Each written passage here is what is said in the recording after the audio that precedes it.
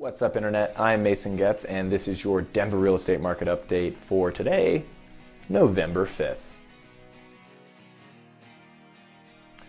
First and foremost, I want to thank everybody that was able to come out to the KWDTC Halloween client appreciation event that we had last week. Again, it was fantastic with a super spooky haunted house and so much candy. So as far as what's been going on in the real estate market over the last few weeks, we've seen prices start to plateau and in some places start to tick back up. There's not as many buyers out there as we previously discussed. There's also not as many listings as there typically are during the summertime. So if you've been thinking about selling, now might be a great time to do so because you're not going to have as much competition because a lot of people pull their houses off as we get closer to the holidays. But there are still all those people that are getting transferred for Q4 or people that just need to move in general during this period of time that are out there looking for homes that need to close before the end of the year. Days on market has remained relatively stable. It depends on what part of the city that you're in.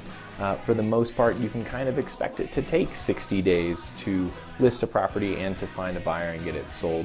About half of the properties out there are having to do price decreases, so if you competitively price your house, you can drastically reduce the days on market. We always get the question, is it a buyer's market? Is it a seller's market? Well, for the last 2 years, it's been a seller's market, and this is still the case.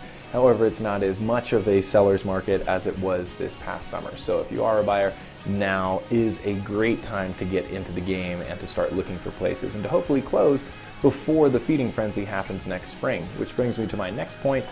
Next spring. Everybody's always asking us to make predictions, and here is mine. So assuming that interest rates don't skyrocket and assuming that the liquidity in the financial sector remains relatively stable and assuming that we're going to have somewhat of a shortage of inventory like we did this year, which all indicators are that none of those are going to change that drastically, we're going to see another frenzy come March. So if you are thinking about buying, I definitely recommend throwing in your name prior to the spring.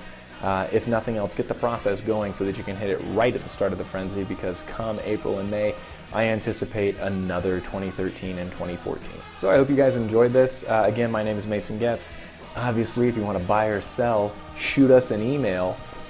If not, have a fantastic November and stay classy, Denver.